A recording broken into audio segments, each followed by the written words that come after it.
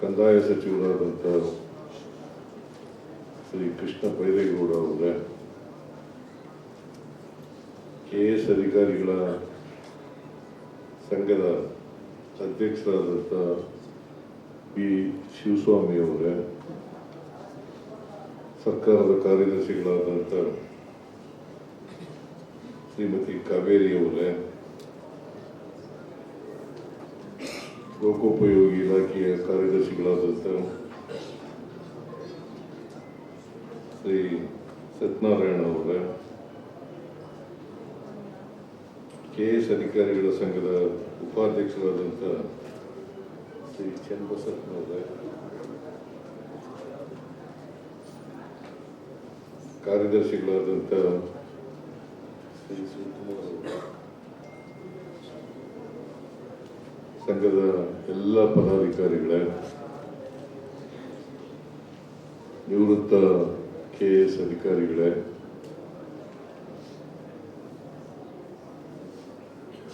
ಸದಸ್ಯರೇ, ಅಧಿಕಾರಿ ಸ್ನೇಹಿತರೇ, ಮಾಧ್ಯಮದ ಗೆಳೆಯರು, ಇವತ್ತು KS ಅಧಿಕಾರಿಗಳ ಸಂಘದ ಕಟ್ಟಡ ಅದರ ನವೀಕರಣ ನಡೆದಿದೆ. ಮತ್ತೆ ಈ ನವೀಕರಣ ಜೊತೆಯಲ್ಲಿ 11 ಕೊಠಡಿಗಳನ್ನು ಹೊಸದಾಗಿ ನಿರ್ಮಾಣ ಮಾಡಿದ್ದಾರೆ.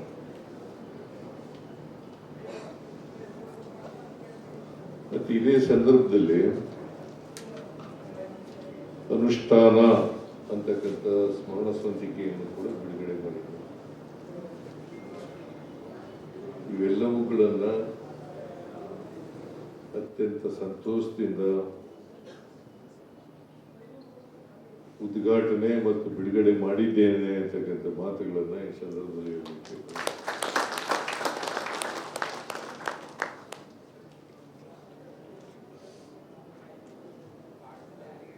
KS ಅಧಿಕಾರಿಗಳ ಸಂಘದವರು ಹೊಸದಾಗಿ 11 ರೂಮ್ಗಳನ್ನು ಕಟ್ಟಿಸಿದ್ದಾರೆ. 8 ರೂಮ್ಗಳಿದ್ದವು. 8 ರೂಮ್ಗಳ ಜೊತೆಗೆ 11 ರೂಮ್ಗಳು ಹೊಸದಾಗಿ ಸೇರ್ಪಡೆಯಾಗಿದ್ದಾವೆ. ಇದರಿಂದ ಹೊರಗಡೆಯಿಂದ ಬರ್ತಕ್ಕಂಥ ಅಧಿಕಾರಿಗಳಿಗೆ ಉಪಯೋಗ ಆಗ್ತದೆ ಅಂತೇಳಿ ನಾನು ಭಾವಿಸ್ಕೊಂಡಿದ್ದೇನೆ. ಜೊತೆಗೆ ಒಂದು ಡಾರ್ಮೆಂಟ್ರಿನೂ ಕೂಡ ತಯಾರು ಮಾಡಿದ್ದಾರೆ. ಡ್ರೈವರ್ಗಳಿಗೆ ಒಂದು ಡಾರ್ಮೆಂಟ್ರಿ ತಯಾರಾಗಿದೆ. ಅವರೆಲ್ಲರೂ ಕೂಡ ಒಂದೇ ಕಟ್ಟಡದಲ್ಲಿ, ಬಿಲ್ಡಿಂಗ್ನಲ್ಲಿ ಇರಲಿಕ್ಕೆ ಅನುಕೂಲ ಆಗ್ತದೆ ಅಂತೇಳಿ ಭಾವಿಸ್ಕೊಂಡಿದ್ದೇನೆ. ಬಹುಶಃ ಆ ದೃಷ್ಟಿಕೋನ ಇಟ್ಕೊಂಡೇ ನೀವು ಮಾಡಿದ್ದೀರಿ ಅಂತಕ್ಕಂಥದ್ದು ನನ್ನ ಭಾವನೆ.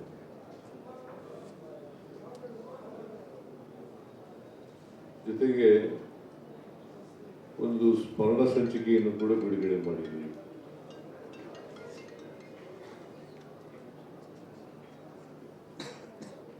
ಈ ಸ್ಮರಣ ಸಂಚಿಕೆಯಲ್ಲಿ ಅನೇಕ ವಿಚಾರಗಳನ್ನ ಪ್ರಸ್ತಾಪ ಮಾಡಿದ್ದೀವಿ. ನಾವನ್ನೆಲ್ಲ ಓದಕ್ಕೆ ಹೋಗಿಲ್ಲ, ನಾನು ಇನ್ನೂ ಓದಿಲ್ಲ.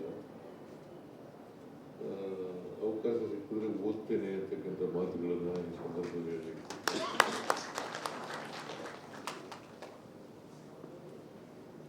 ಯಾಕಂದ್ರೆ ಓದ್ಲಿಕ್ಕೆ ಅವಕಾಶ ಸಿಕ್ಕದೆ ಕಡಿಮೆ. ಈಗ ಎಲ್ಲರೂ ಪ್ರವಾಸ ಮಾಡಿದ್ರೆ ಆ ಪ್ರವಾಸದ ಸಮಯದಲ್ಲಿ ಕೂತ್ಕೊಂಡು ಓದಲಿಕ್ಕೆ ಅನುಕೂಲ ಆಗ್ತದೆ. ಅದೇನೇ ಇರಲಿ, ಅನೇಕ ವಿಚಾರಗಳನ್ನ ಪ್ರಸ್ತಾಪ ಮಾಡಿದ್ದೀವಿ. ಅದರಲ್ಲಿ ನಿಮ್ಮ KS ಅಧಿಕಾರಿಗಳು ಯಾವ ಜವಾಬ್ದಾರಿ ಇರ್ತದೆ, ಕರ್ತವ್ಯ ಇರ್ತದೆ, ಆ ಕರ್ತವ್ಯವನ್ನ ನಿಷ್ಠೆಯಿಂದ ಪ್ರಾಮಾಣಿಕವಾಗಿ ಮಾಡಬೇಕು ಅಂತಕ್ಕಂಥದ್ದನ್ನು ಕೂಡ ಪ್ರಸ್ತಾಪ ಮಾಡಿದೆ. ಈ ಸಂಘಟನೆ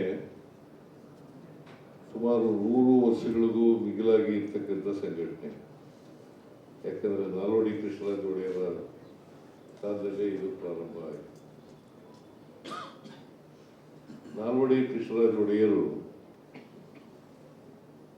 ಮೈಸೂರು ರಾಜ್ಯಕ್ಕೆ ಅಪಾರವಾದಂಥ ಕೊಡುಗೆಯನ್ನು ಕೊಟ್ಟಿದ್ದಾರೆ. ಸಾಮಾಜಿಕ ಕ್ಷೇತ್ರದಲ್ಲಿ, ಆರ್ಥಿಕ ಕ್ಷೇತ್ರದಲ್ಲಿ, ಮೂಲಭೂತ ಸೌಕರ್ಯಗಳನ್ನು ಒದಗಿಸಿಕೊಡೋದ್ರಲ್ಲಿ ಕರ್ನಾಟಕಕ್ಕೆ, ಮತ್ತು ಕೈಗಾರಿಕೆಗಳ ಬೆಳವಣಿಗೆಗೆ ಬಹಳ ಕೊಡುಗೆಯನ್ನು ಅವರು ಕೊಟ್ಟಿದ್ದಾರೆ ಅಂತಕ್ಕಂಥದ್ದನ್ನು ನಾನು ಈ ಸಂದರ್ಭದಲ್ಲಿ ಸ್ಮರಿಸಿಕೊಳ್ಳಲಿಕ್ಕೆ ಬಯಸ್ತಾ ಇದ್ದೇನೆ. ಅವ್ರ ಕಾಲದಲ್ಲಿ ದಿವಾನರಾಗಿದ್ದಂಥವರು ಈ ಸಂಘಟನೆಯ ಅಧ್ಯಕ್ಷರಾಗಿದ್ದರು ಅಂತಕ್ಕಂಥದ್ದು ಬಹಳ ಸಂತೋಷದ ವಿಚಾರ ಅಂತೇಳಿ ವಿಶ್ವೇಶ್ವರಯ್ಯನವರು, ಮಾಧವರಾವ್ ಅವರು, ಆಮೇಲೆ ಕೃಷ್ಣಮೂರ್ತಿಯವರು, ಈ ಥರ ಎಂಥವರು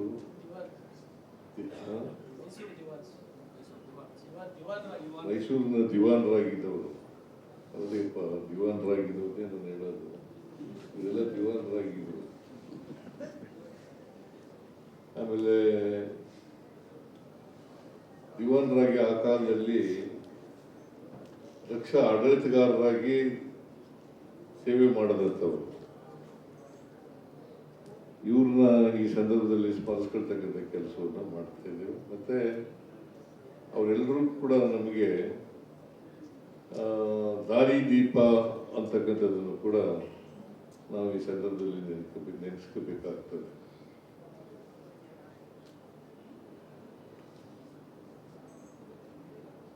ಇವತ್ತು ಕರ್ನಾಟಕದಲ್ಲಿ ಸ್ವಾತಂತ್ರ್ಯ ಬಂದ ಮೇಲೆ ಪ್ರಜಾಪ್ರಭುತ್ವ ವ್ಯವಸ್ಥೆಯನ್ನು ಒಪ್ಕೊಂಡಿದ್ದೀವಿ.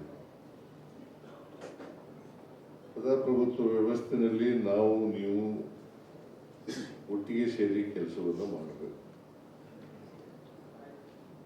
ಪ್ರಜಾಪ್ರಭುತ್ವ ಅಂತಂದ್ರೆ ಪ್ರಜೆಗಳೇ ಪ್ರಭುಗಳು. ಇವತ್ತು ಪ್ರಜೆಗಳು ಪ್ರಭುಗಳು, ನಾವು ಪ್ರಭುಗಳಲ್ಲ, ಪ್ರಜೆಗಳೇ ಪ್ರಭುಗಳು. ಅವ್ರಿಗೋಸ್ಕರ ನಾವು ನೀವೆಲ್ಲ ಇರ್ತಕ್ಕಂಥ, ನಮ್ಮನ್ನ ಅವರ ಪ್ರತಿನಿಧಿಗಳಾಗಿ ಆಯ್ಕೆ ಮಾಡ್ತಾರೆ. ನೀವು ಅವರ ಕೆಲಸಗಾರರಾಗಿ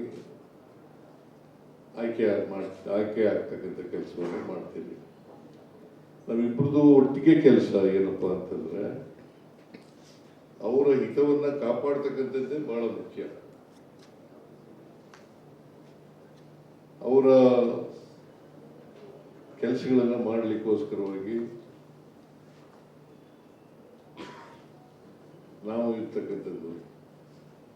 ನಮಗೆ 5 ವರ್ಷಕ್ಕೊಂದ್ಸರಿ ರಿನ್ಯೂವಲ್ ಆಗಬೇಕಾಗುತ್ತೆ.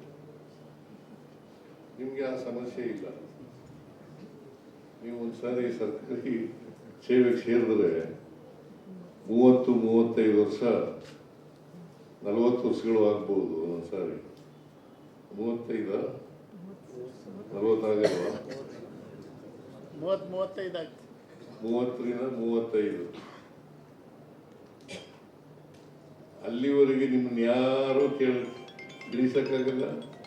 ಒಂದು ವೇಳೆ ಇಳಿಸಿದ್ರು ಕೂಡ ಕೋರ್ಟ್ಗೆ ಹೋಗ್ತೀರಿ. ಕೋರ್ಟ್ಗೆ ಹೋಗಿ ಅಲ್ಲಿ ಏನು ಆದೇಶ ಸಿಗ್ತದೆ ಅದನ್ನು ಮಾಡ್ತಕ್ಕಂಥ ಕೆಲಸವನ್ನು ಮಾಡ್ತೀರಿ. ಬಟ್ ಎನಿವೇ, ನೀವು ನಿಮ್ಮ ಒಂದ್ಸಾರಿ ಸರ್ವಿಸ್ಗೆ ಸೇವೆಗೆ ಸೇರಿದ ಮೇಲೆ ಕೊನೆಯವರೆಗೂ ನೀವು ನಿವೃತ್ತಿ ಆಗೋವರೆಗೂ ಕೂಡ ಅಧಿಕಾರದಲ್ಲಿ ಇರ್ತೀರಿ. ಜನರ ಸೇವೆಯನ್ನು ಮಾಡ್ತಕ್ಕಂಥ ಕೆಲಸವನ್ನು ಮಾಡ್ತೀರಿ. ನಾವು 5 ವರ್ಷಕ್ಕೂ ರಿನ್ಯೂವಲ್ ಆಗಬೇಕು. ನಾನು ನನ್ನ 40 ವರ್ಷಕ್ಕಿಂತ ಜಾಸ್ತಿ ರಾಜಕಾರಣದಲ್ಲಿ ಇದ್ದೀನಿ ನಾನು. ಆದರೆ 2 ಸಾರಿ ಅಸೆಂಬ್ಲಿ ಸೋತಿದ್ದೀನಿ, 2 ಸಾರಿ ಪಾರ್ಲಿಮೆಂಟ್ ಸೋತಿದ್ದೀನಿ. ನಿಮ್ಗೆ ಸಮಸ್ಯೆ ಉದ್ಭವ ಆಗೋದಿಲ್ಲ. ಅದರಿಂದ ನಾವೆಲ್ಲರೂ ಕೂಡ ಜನಸಾಮಾನ್ಯರು, ವಿಶೇಷವಾಗಿ ದುರ್ಬಲ ವರ್ಗದವರು, ನಮ್ಮ ಸಮಾಜ ಸಮಾಜದಲ್ಲಿ ಹೇಳಿ ಕೇಳಿ ಡಿಸ್ಪ್ಯಾರಿಟಿ ಇದೆ. ಶ್ರೀಮಂತರಿದ್ದಾರೆ, ಬಡವರು ಇದ್ದಾರೆ, ಮೇಲ್ಜಾತಿಯವರಿದ್ದಾರೆ, ಕೆಳಜಾತಿಯವರಿದ್ದಾರೆ, ಅಕ್ಷರಸ್ಥರಿದ್ದಾರೆ, ಅನಕ್ಷರಸ್ಥರಿದ್ದಾರೆ. ಇಂಥ ಸಮಾಜದಲ್ಲಿ ನಾವು ಇರುವಾಗ ನಾವು ಯಾವ ರೀತಿ ಈ ಜನರ ಜೊತೆಗೆ ಸ್ಪಂದಿಸಬೇಕು ಅಂತಕ್ಕಂಥದ್ದು ಬಹಳ ಮುಖ್ಯ. ಅದಕ್ಕೆ ಕಾಮನ್ ಸೆನ್ಸ್ ಇದೆಯಲ್ಲ, ಕಾನೂನುಗಳು ಪರಿಚಯ ಇರಬೇಕು, ಆದರೆ ಕಾಮನ್ ಸೆನ್ಸ್ ಇರಬೇಕು. ಕಾಮನ್ ಸೆನ್ಸ್ ಇಲ್ಲದೆ ಹೋದರೆ ಭಾರಿ ಕಷ್ಟ ಆಗ್ತದೆ. ಆಮೇಲೆ ಸಮಾಜ ಗೊತ್ತಿರಬೇಕು. ಸಮಾಜ ಗೊತ್ತಿದ್ರು ಮಾತ್ರ ಜನರ ಸಮಸ್ಯೆಗಳಿಗೆ ಸ್ಪಂದಿಸಲಿಕ್ಕೆ ಸಾಧ್ಯ ಅಲ್ವಾ? ಸಮಾಜ ಗೊತ್ತಿರ್ಬೇಕಲ್ಲ. ನನಗೆ ನೀವೆಲ್ಲ ಹೆಚ್ಚಾಗಿ ಸಮಾಜ ಅರ್ಥ ಮಾಡ್ಕೊಂಡಿದ್ದೀರಿ ಅಂತಕ್ಕಂಥದ್ದು ನನ್ನ ಭಾವನೆ. I may be wrong, I may be correct. ಯಾರಿಗೆ ಸಮಾಜ ಅರ್ಥ ಆಗೋದಿಲ್ಲ ಅವ್ರು ಯಾರು ಕೂಡ ಅವರ ವ್ಯಕ್ತಿತ್ವವನ್ನು ಬೆಳೆಸ್ಕೊಳ್ಳಲಿಕ್ಕೆ ಸಾಧ್ಯ ಆಗಲ್ಲ, ಅರ್ಥಪೂರ್ಣ ಜೀವನವನ್ನು ಮಾಡಲಿಕ್ಕೆ ಸಾಧ್ಯ ಆಗಲ್ಲ.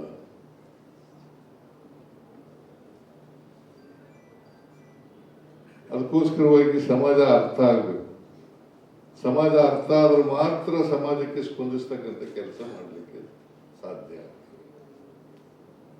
ಅದು ಬಹಳ ಮುಖ್ಯ ಅಂತಕ್ಕಂಥದ್ದನ್ನ, ಅದಕ್ಕೆ ನಮ್ಮ ಓದಿನಿಂದ ಬರ್ತಕ್ಕಂಥ ಜ್ಞಾನ ಇದೆಯಲ್ಲ ಅದು ಬಹಳ ಕಡಿಮೆ, ಆದರೆ ಕಾಮನ್ ಸೆನ್ಸ್ ಇದೆಯಲ್ಲ ಇದು ಬಹಳ ಮುಖ್ಯ. ನಾವು ವಕೀಲರಾಗಿದ್ದಾಗ ನಮ್ಮ ಸೀನಿಯರ್ ಲಾಯರ್ಗಳು ಹೇಳ್ತಾ ಇದ್ರು, ಯಾರಿಗೆ ಅಬಾರ್ಡೆಂಟ್ ಕಾಮನ್ ಸೆನ್ಸ್ ಇರ್ತದೆ ಅವ್ರು ಮಾತ್ರ ಒಳ್ಳೆ ಲಾಯರ್ ಆಗಲಿಕ್ಕೆ ಸಾಧ್ಯ ಆಗ್ತದೆ. ಯಾರಿಗೆ ಅಬಾರ್ಡೆಂಟ್ ಕಾಮನ್ ಸೆನ್ಸ್ ಇರೋದಿಲ್ಲ ಅವರು ಒಳ್ಳೆ ಲಾಯರ್ ಆಗಲಿಕ್ಕೆ ಸಾಧ್ಯ ಇಲ್ಲ ಅಂತಕ್ಕಂಥ ಮಾತುಗಳನ್ನ ಅವರು ನಮಗೆ ಹೊಸದರಲ್ಲಿ ಹೇಳ್ತಾ ಇದ್ರು. ಅದಕ್ಕೆ ಕಾನೂನಿನ ಅರಿವಿರಬೇಕು, ಅದ್ರ ಜೊತೆಗೆ ಅಬಾರ್ಡೆಂಟ್ ಕಾಮನ್ ಸೆನ್ಸ್ ಕೂಡ ಇರಬೇಕು. ಅವೆಲ್ಲಕ್ಕಿಂತ ಬಹಳ ಮುಖ್ಯವಾಗಿ ನಾವು ಯಾವ ಕೆಲಸ ಮಾಡ್ತೀವಿ ಆ ಕೆಲಸವನ್ನ ಪ್ರೀತಿಸ್ತಕ್ಕಂಥದ್ದು, ಜನರನ್ನ ಪ್ರೀತಿಸ್ತಕ್ಕಂಥ ಭಾವನೆ ಬರಬೇಕು. ಅದು ಬಂದಾಗ ಮಾತ್ರ ಜನರ ಕೆಲಸ ಮಾಡಿಕೊಡ್ಲಿಕ್ಕೆ ಸಾಧ್ಯ ಆಗ್ತದೆ. ಬಹಳ ಜನ ಎದುರ್ಕತಾರೆ, ಅದಕ್ಕೆ ಮಧ್ಯವರ್ತಿಗಳನ್ನ ಕರ್ಕೊಬರೋದು. ಬಹಳ ಜನ ಆಫೀಸರ್ಗಳ ಜೊತೆ ಮಾತಾಡ್ಲಿಕ್ಕೆ ಎದುರ್ಕತಾರೆ, ಹಳ್ಳಿ ಜನ. ಅವರನ್ನ ನೀವು ಪ್ರೀತಿಯಿಂದ ಮಾತಾಡಿಸಿ ಅವರಿಗೆ ಅವ್ರ ಸಮಸ್ಯೆ ಏನು ಅಂತಕ್ಕಂಥದ್ದನ್ನ ಅರ್ಥ ಮಾಡ್ಕೊಂಡು ಅದಕ್ಕೆ ಪರಿಹಾರ ಕೊಡ್ತಕ್ಕಂಥ ಕೆಲಸ ಇದೆಯಲ್ಲ ಅದು ಬಹಳ ಮುಖ್ಯ. ಅವ್ರನ್ನ ಪ್ರೀತಿಯಿಂದ ಮಾತಾಡಿಸ್ಬೇಕು. ಪ್ರೀತಿಯಿಂದ ಮಾತಾಡಿಸಿ ಅವ್ರ ಸಮಸ್ಯೆ ಏನು ಅಂತಕ್ಕಂಥದ್ದನ್ನ ಅರ್ಥ ಮಾಡ್ಕೊಂಡು ಆ ಸಮಸ್ಯೆಯನ್ನು ಬಗೆಹರಿಸ್ಕೊಡ್ತಕ್ಕಂಥದ್ದಿಲ್ಲ, ಅದು ನಿಮ್ಮನ್ನ ಯಾವತ್ತೂ ಕೂಡ ಅವರು ಮರೆಯಲಿಕ್ಕೆ ಸಾಧ್ಯ ಇಲ್ಲ ಅಂತಕ್ಕಂಥದ್ದನ್ನ ಅರ್ಥ ಮಾಡ್ಕೋಬೇಕು. ಯಾರಿಗೆ ಉಪಕಾರ ಮಾಡಿಕೊಡ್ತೀವಿ ಆ ಉಪಕಾರ ಮಾಡದಂತ ಜನರಿದ್ದಾರಲ್ಲ, ಆ ಉಪಕಾರ ಮಾಡಿಸ್ಕೊಂಡವ್ರು ಇರ್ತಾರಲ್ಲ, ಅವ್ರು ಯಾರು ನಿಮ್ಮನ್ನ ಮರೆಯಲ್ಲ. ಇದನ್ನ ಜ್ಞಾಪಕ ಇಟ್ಕೋಬೇಕು ಅಂತಕ್ಕಂಥ, ಅದಕ್ಕೋಸ್ಕರನೇ ಈ ಮಧ್ಯವರ್ತಿಗಳ ಹಾವಳಿಗಳನ್ನು ತಪ್ಪಿಸ್ಬೇಕು ಅಂತ ದೃಷ್ಟಿಯಿಂದಲೇ ನಾವು ಈ ಗ್ಯಾರಂಟಿ ಯೋಜನೆಗಳನ್ನ ಜಾರಿ ಮಾಡಿ ನೇರವಾಗಿ ಅವರ ಅಕೌಂಟ್ಗಳಿಗೆ ದುಡ್ಡನ್ನ ಹಾಕ್ತಕ್ಕಂಥ ಕೆಲಸವನ್ನು ಮಾಡಿದ್ದೀವಿ ಅಲ್ವಾ? ಗ್ಯಾರಂಟಿ ಯೋಜನೆಗಳಿದೆಯಲ್ಲ, ಆ ಗ್ಯಾರಂಟಿ ಯೋಜನೆಗಳಿಗೆ ನೇರವಾಗಿ ಮಧ್ಯವರ್ತಿಗಳ ಹಾವಳಿನೇ ಇರೋದಿಲ್ಲ. ಈಗ ಮಧ್ಯವರ್ತಿಗಳು ಅವರು ಎಲ್ಲ ಕಡೆ ಇರ್ತಾರೆ. ದಯಮಾಡಿ ಅವ್ರನ್ನ ಮಧ್ಯವರ್ತಿಗಳನ್ನ ನಿಮ್ಮ ಕಚೇರಿಗಳಿಗೆ ಬಿಟ್ಕೊಡ್ತಕ್ಕಂಥ ಕೆಲಸವನ್ನು ಮಾಡಬೇಡಿ. ಮಧ್ಯವರ್ತಿಗಳು ಬಂದರೆ ಹೊರಗಡೆ ಹೋಗಿ ಅಂತ ಅವ್ರನ್ನ ಕಳಿಸ್ತಕ್ಕಂಥ ಕೆಲಸವನ್ನು ನೀವು ಮಾಡಬೇಕು ಅಂತಕ್ಕಂಥ ಮಾತುಗಳನ್ನು ಹೇಳಲಿಕ್ಕೆ ಬಯಸ್ತೇನೆ. ಅನೇಕ ಕಚೇರಿಗಳಲ್ಲಿದ್ದಾರೆ. ನಾವು ಒಂದ್ಸಾರಿ ಲಾಯರಾಗಿದ್ದೆ. ನಮ್ಮಪ್ಪ ನನ್ನ ಹೆಸರಿಗೆ ಒಂದು ಜಮೀನು ತಗೊಂಡಿದ್ರು. ನಮ್ಮಪ್ಪ ನನ್ನ ಹೆಸರಿಗೆ ಒಂದು ಜಮೀನು ತಗೊಂಡಿದ್ರು. ಅಲ್ಲಿ ನಮ್ಮೂರಿನ ಶ್ಯಾನ್ಭೋಗರು ಇದ್ರು, ಅವರು ಪತ್ರ ಬರೆಯೋರು. ಅವರು ಹೆಂಗೆ ಪತ್ರ ಬರೀತಿದ್ರಪ್ಪ ಅಂತಂದ್ರೆ, ನಮ್ಮ ಅಪ್ಪನಿಗೆ ಏನೂ ಗೊತ್ತಿರಬಾರ್ದು, ಅವ್ರಿಗೆ ಸುಮ್ಮನೆ ಹೇಳ್ಬಿಡ್ಬೇಕು ಅಷ್ಟೇ, ಇಂಥ ಜಮೀನು ತಗೋತಾ ಇದ್ದೀನಿ ನಾನು ಅಂತ ಹೇಳ್ಬಿಡ್ಬೇಕು. ಅವ್ನಿಗೆ ಪತ್ರ ಓದು ಕೂಡ ಹೇಳ್ತಿರ್ಲಿಲ್ಲ. ಅಲ್ಲಿ ಏಜೆಂಟ್ಗಳೆಲ್ಲ ಇದ್ರು.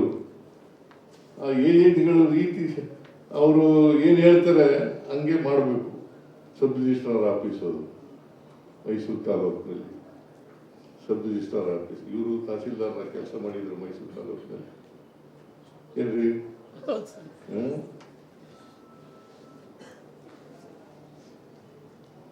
ಹಾಗೆ ನಾನು ಆ ಶ್ಯಾನ್ಭೋಗನಿಗೆ ಕೇಳಿದೆ, ಏನ್ ಇವ್ರಿಗೆಲ್ಲ ಯಾರು ಇವರು ಮಧ್ಯೆ ಇದೆಲ್ಲ ಇರೋದೇಪ್ಪ, ಏನ್ ಮಾಡಕ್ಕಾಗಲ್ಲ ಅಂತ ಹೇಳಿದ್ರು. ಸೊ ಅವ್ರು ಇಲ್ದೇನೆ ಏನು ಕೆಲಸ ಆಗದೇ ಇಲ್ಲ. ಹಂಗೇನೆ ಆರ್ಟಿಒ ಆಫೀಸ್ನಲ್ಲಿ ಇದೆಯಲ್ಲ, ಅವರು ಏಜೆಂಟ್ಗಳಿದ್ದಾರೆ. ಆ ಏಜೆಂಟ್ಗಳು ಅವ್ರ ಮೂಲಕ ಹೋದ್ರೇ ಕೆಲಸ ಆಗೋದು, ಇಲ್ಲವ್ರ ಕೆಲಸನೇ ಆಗೋದಿಲ್ಲ. ಈ ಥರ ಮಧ್ಯವರ್ತಿಗಳಿದಾರಲ್ಲ, ಈ ಮಧ್ಯವರ್ತಿಗಳನ್ನ ದಯಮಾಡಿ ಅವಕಾಶ ಮಾಡಿಕೊಡಬಾರದು ಅಂತಕ್ಕಂಥದ್ದು ನನ್ನ ಮನವಿ ಅಂತಕ್ಕಂಥ ಮಾತುಗಳನ್ನ ಈ ಸಂದರ್ಭದಲ್ಲಿ ಹೇಳಲಿಕ್ಕೆ ಬಯಸ್ತಾ ಇದ್ದೆ. ಆಮೇಲೆ ನಾವು ಯಾವುದೇ ಕಾರ್ಯಕ್ರಮ ರೂಪಿಸಿದ್ರು ಕೂಡ, ಪಾಲಿಸಿ ರೂಪಿಸಿದ್ರು ಕೂಡ, ಆ ಪಾಲಿಸಿ ಎಫೆಕ್ಟಿವ್ ಆಗಿ ಇಂಪ್ಲಿಮೆಂಟ್ ಆಗಬೇಕಾದ್ರೆ ಅದು ನಿಮ್ಮಿಂದ ಮಾತ್ರ ಸಾಧ್ಯ ಅಂತಕ್ಕಂಥ ಮಾತುಗಳನ್ನ ಈ ಸಂದರ್ಭದಲ್ಲಿ ಹೇಳಲಿಕ್ಕೆ ಬಯಸ್ತಾ ಇದ್ದೆ. ನೀವು ಎಷ್ಟು ಮಟ್ಟಿಗೆ ಎಫೆಕ್ಟಿವ್ ಆಗಿ ಕೆಲಸ ಮಾಡ್ತೀರಿ ಅದ್ರ ಮೇಲೆ ಅವಲಂಬನೆ ಆಗಿರ್ತಾರೆ ಅದರ ಯಶಸ್ಸು ಅಂತಕ್ಕಂಥ ಮಾತುಗಳನ್ನ ತಮಗೆ ತಿಳಿಸ್ಲಿಕ್ಕೆ ಬಯಸ್ತಾ ಇದ್ದೇನೆ. ಅದರಿಂದ ನೀವು ನಮಗೊಂದು ಅವಕಾಶ ಸಿಕ್ಕಿದೆ. ಈ ಅವಕಾಶ ಜನಗಳ ಜೊತೆ ಕೆಲಸ ಮಾಡ್ತಕ್ಕಂಥ ಅವಕಾಶ ಸಿಕ್ಕಿದೆ. ಈ ಅವಕಾಶವನ್ನ ಸದುಪಯೋಗ ಮಾಡ್ಕೊಳ್ತಕ್ಕಂಥ ಕೆಲಸವನ್ನ ಮಾಡಬೇಕು. ಸದುಪಯೋಗ ಮಾಡ್ಕೊಳ್ತಕ್ಕಂಥ ಕೆಲಸವನ್ನ ಮಾಡಬೇಕು. ಅದು ಮಾಡಿದಾಗ ನಿಮಗೆ ತೃಪ್ತಿ ಸಿಗ್ತದೆ. ಸರ್ವಿಸ್ನಲ್ಲಿ ನಾವು 30-35 ವರ್ಷ ಕೆಲಸ ಮಾಡಿದ್ವಪ್ಪ, ನಮಗೊಂದು ಅವಕಾಶ ಸಿಕ್ಕಿತ್ತು, ಈ ಅವಕಾಶ ತೃಪ್ತಿದಾಯಕವಾಗಿ ಕೆಲಸ ಮಾಡಿದ್ದೀನಿ ಅಂತಕ್ಕಂಥ ಮಾತುಗಳನ್ನು ನಿಮಗೆ ರಿಟೈರ್ಡ್ ಆದಮೇಲೆ ನೀವು ಮಾಡಿರ್ತಕ್ಕಂಥ ಕೆಲಸ ತೃಪ್ತಿಯಾಗಿದ್ರೆ ಅದಕ್ಕಿಂತ ಇನ್ನೊಂದು ಸರ್ಟಿಫಿಕೇಟ್ ಇಲ್ಲ ಅಂತಕ್ಕಂಥ ಮಾತುಗಳನ್ನು ಹೇಳಲಿಕ್ಕೆ ನೀವು ಆತ್ಮಾವಲೋಕನ ಮಾಡ್ಕೊಳ್ಳಿ. ಈಗ ಆತ್ಮಾವಲೋಕನ ಮಾಡಿಕೊಂಡು ಕೊನೆಯಲ್ಲಿ ಏನು ಅನಿಸುತ್ತೆ ನಿಮಗೆ, ತೃಪ್ತಿ ಆಗಿದೆಯಾ ಅತೃಪ್ತಿ ಆಗಿದೆಯಾ ಅಂತಕ್ಕಂಥ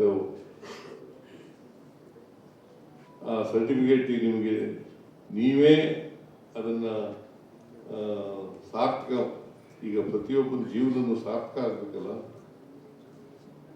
ಈಗ ನಾನು ಹುಟ್ಟಿದ್ದೀನಿ, ನನ್ನ ಜೀವನ ಸಾರ್ಥಕ ಆಗ್ಬೇಕಲ್ಲ, ನಿಮ್ಮ ಜೀವನ ಸಾರ್ಥಕ ಆಗ್ಬೇಕಲ್ಲ. ಆ ಸಾರ್ಥಕ ಆಗ್ಬೇಕಾದ್ರೆ ನಿಮಗೆ ನಿಮ್ಮ ಸೇವೆ ತೃಪ್ತಿ ತರ್ತಕ್ಕಂಥ ಕೆಲಸವನ್ನ ಮಾಡಿದ್ರೆ ಅದಕ್ಕಿಂತ ಸರ್ಟಿಫಿಕೇಟ್ ಇನ್ನೊಂದು ಇಲ್ಲ. ಯಾರು ಕೊಡಬೇಕಾದಂಥ ಸರ್ಟಿಫಿಕೇಟ್ ಕೊಡಬೇಕಾದಂಥ ಅಗತ್ಯ ಇಲ್ಲ ಅಂತೇಳಿ ಭಾವಿಸ್ಕೊಂಡಿದ್ದೇನೆ. ನೀವು ಆ ರೀತಿಯಾಗಿ ಕೆಲಸ ಮಾಡಿ ಅಂತಕ್ಕಂಥ ಮಾತುಗಳನ್ನು ಹೇಳಿ ಇವತ್ತು ಸುಂದರವಾದಂಥ ಭವನವನ್ನು ಕಟ್ಟಿಸಿದ್ದೀರಿ. ಆಧುನಿಕ ಸೌಲಭ್ಯಗಳು ಇರ್ತಕ್ಕಂಥ ಭವನವನ್ನು, ಆ ಭವನ ಇಷ್ಟೇ ಸುಂದರವಾಗಿರ್ಬೇಕಲ್ಲ ನಿಮ್ಮ ಜೀವನನೂ ಕೂಡ, ಜನರ ಜೀವನನೂ ಸುಂದರವಾಗಿರ್ಬೇಕಲ್ಲ. ಆಮೇಲೆ ಯಾವುದೇ ಕಾರಣಕ್ಕೆ ವಿಳಂಬ ಮಾಡಬೇಡಿ. ವಿಳಂಬ ಮಾಡೋದಿದೆಯಲ್ಲ, delay amounts to corruption. Delay amounts to corruption. ಅದನ್ನು ಮಾಡಕ್ ಹೋಗ್ಬೇಡಿ, ವಿಳಂಬ ಮಾಡಕ್ ಹೋಗ್ಬೇಡಿ. ಶೀಘ್ರ ವಿಲೇವಾರಿ ಮಾಡ್ತಕ್ಕಂಥ ಕೆಲಸವನ್ನ ಮಾಡಬೇಕು. ಸಮಸ್ಯೆಗೆ ಪರಿಹಾರ ಕಂಡಿರ್ತಕ್ಕಂಥ ಕೆಲಸ. ಇಲ್ಲಿ ಸಂಶೋಧನೆ ಅಂತೂ ಇದೆ, ತರಬೇತಿ ಇದು ಇದೆ, ಸಂಶೋಧನೆ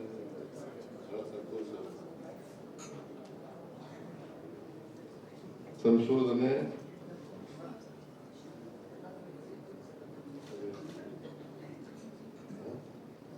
ಅದು ಹೇಳ್ತೀನಿ. ಈಗಾಗಲೇ ಕೃಷ್ಣ ಬೈರೇಗೌಡ ಹೇಳಿದಾರಲ್ಲ ಪದೋನ್ನತಿ ಬಗ್ಗೆ.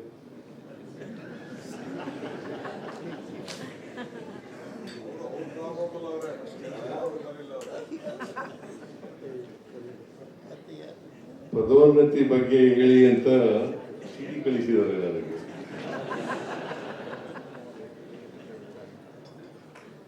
ಕೃಷ್ಣ ಬೈರೇಗೌಡ ಕಂದಾಯ ಸಚಿವರು, ಅವರು ಪದೋನ್ನತಿ ಕೊಡ್ತಕ್ಕಂಥದ್ದು. ಈಗಾಗಲೇ 2 ಮೀಟಿಂಗ್ ಮಾಡಿದ್ದಾರೆ. ಅಲ್ಲ, 2 ಮೀಟಿಂಗ್ ನಾನು ಮಾಡಿದ್ದೇನೆ, ಸೂಚನೆಗಳನ್ನು ಕೊಟ್ಟಿದ್ದೇನೆ. ಈಸ್ ಅಟ್ ಇಟ್ ಆದಷ್ಟು ಜಾಗ್ರತೆ, ಪದೋನ್ನತಿ ಆಗ್ತದೆ.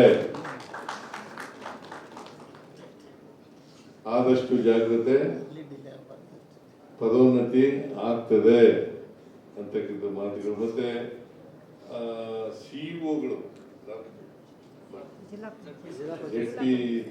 ಜಿಲ್ಲಾ ಪಂಚಾಯತಿಗಳ ಸಿಇಒಗಳು ಅವ್ರನ್ನ KS ಅಧಿಕಾರಿಗಳನ್ನು ಮಾಡಬೇಕು ಅಂತ. ಮತ್ತೆ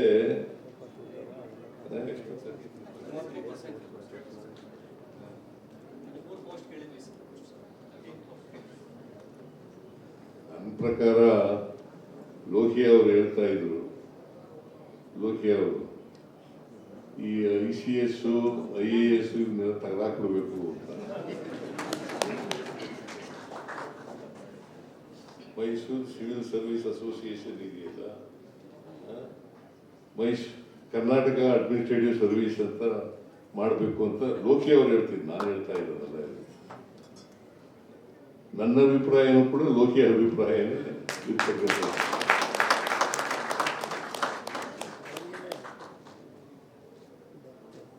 ಹಾಗಂತೇಳಿ IAS ಬೇಡ ಅಂತ ಹೇಳಕ್ ಹೋಗಿಲ್ಲ. All India service all India ಸರ್ವಿಸ್ನಲ್ಲಿ ನನ್ನ ಸ್ವಂತ ಅಭಿಪ್ರಾಯ ಹೇಳಿದೆ ಅಷ್ಟೇ. ಸ್ವಂತ ಅಭಿಪ್ರಾಯ ಹೇಳಿದ್ದೀನಿ. ಲೋಹಿಯಾ ಅವರು ಹೇಳ್ತಾ ಇದ್ರು, ಸಮಾಜವಾದಿ ಚಿಂತಕ ಲೋಹಿಯಾ ಅವರು ಹೇಳಿದಂತ ಮಾತು, ಅವ್ರ ಮಾತುಗಳನ್ನು ಉಲ್ಲೇಖ ಮಾಡಿದ್ದೀನಿ ಅಷ್ಟೇನೆ. ಅದರಿಂದ ನೀವೆಲ್ಲರೂ ಕೂಡ ಈ ಪದೋನ್ನತಿ ಮಾಡೋಣ. ಮತ್ತೆ CEO ಮಾಡ್ತಕ್ಕಂಥದ್ದು ಈಗಾಗಲೇ ಮಾತಾಡಿದ್ದೀನಿ, ಸಂಬಂಧಪಟ್ಟ ಇಲಾಖೆಗಳು ಮಾತಾಡಿದ್ದೀನಿ. ಅದನ್ನು ಕೂಡ 33% CEOಗಳು ಮಾಡ್ತಕ್ಕಂಥ ಕೆಲಸವನ್ನು ಮಾಡೋಣ ಅಂತಕ್ಕಂಥ ಮಾತುಗಳನ್ನು ಕೂಡ ಈ ಸಂದರ್ಭದಲ್ಲಿ ಹೇಳ್ತಾ, ಇಷ್ಟೇ ಮಾಡೋಣ. ನಿಮ್ಮ ಹತ್ರಕ್ಕೆ ಬರ್ತಾರಲ್ಲ ಜನ, ನಿಮ್ಮನ್ನ ಒಂದೇ ಬರ್ತಾರೆ. ನೀವು ತಹಸೀಲ್ದಾರ್ ಆಗಿರಿ, ಅಸಿಸ್ಟೆಂಟ್ ಕಮಿಷನರ್ ಆಗಿರಿ, ಸ್ಪೆಷಲ್ ಡೆಪ್ಯೂಟಿ ಕಮಿಷನರ್ ಆಗಿರಿ, ಏನೇ ಆಗಿರಿ, ಬೇರೆ ಇಲಾಖೆ ಅಧಿಕಾರಿಗಳಾಗಿರಿ, ನಿಮ್ಮಲ್ಲಿ ಜನ ಬಂದಾಗ ಅವ್ರ ಸಮಸ್ಯೆಗಳನ್ನ ಕೇಳಿ ಅವ್ರಿಗೆ ಸಮಾಧಾನ ಆಗೋ ರೀತಿಯಲ್ಲಿ ಕಳಿಸ್ಕೊಡ್ತಕ್ಕಂಥ ಕೆಲಸವನ್ನು ನೀವು ಮಾಡಬೇಕು. ಅದು ಮಾಡಿದ್ರೆ ರಾಜ್ಯಕ್ಕೂ ಕೀರ್ತಿ ಬರ್ತದೆ, ನಿಮ್ಮ ಜೀವನನೂ ಕೂಡ ಸಾರ್ಥಕ. ಅದಕ್ಕೋಸ್ಕರ ನಮಗೆ ಸಂಬಳ, ಸಾರಿಗೆ, ಸವಲತ್ತು ಎಲ್ಲ ಕೊಡೋರು ಯಾರು? ಜನ ಅಲ್ಲ. ಆ ಜನರಿಗೋಸ್ಕರ ಅಲ್ಲ, ಪ್ರಜಾಪ್ರಭುತ್ವದಲ್ಲಿ ಅವ್ರಿಗೋಸ್ಕರ ಅಲ್ಲ ಇರೋದು. ಅವರೇ ನಮ್ಮ ಪ್ರಭುಗಳಲ್ಲ. ಅವ್ರ ಕೆಲಸ ನಾವು ಮಾಡ್ಕೊಳ್ಳೋಣ, ಪ್ರಾಮಾಣಿಕವಾಗಿ ಮಾಡೋಣ. ಎಲ್ಲರೂ ಸಮಸ್ಯೆಗಳನ್ನು ಬಗೆಹರಿಸ್ಲಿಕ್ಕೆ ಸಾಧ್ಯ ಆಗಲ್ಲ. ಆದರೆ ನಿಜವಾದ ಬೇಕಾದಂಥ ಸಮಸ್ಯೆಗಳನ್ನು ಬಗೆಹರಿಸಲಿಕ್ಕೆ ಸಾಧ್ಯ ಇರತಕ್ಕಂಥ ಸಮಸ್ಯೆಗಳನ್ನು ಅದನ್ನು ಮುಂದೂಡ್ತಕ್ಕಂಥದ್ದಾಗಲಿ ಅಥವಾ ಬೇರೆ ನೆಪ ಹೇಳ್ತಕ್ಕಂಥದ್ದಾಗಲಿ ಆಗಬಾರ್ದು ಅಂತಕ್ಕಂಥ ಮಾತುಗಳನ್ನು ತಮಗೆ ತಿಳಿಸ್ಲಿಕ್ಕೆ ಬಯಸ್ತಾರೆ.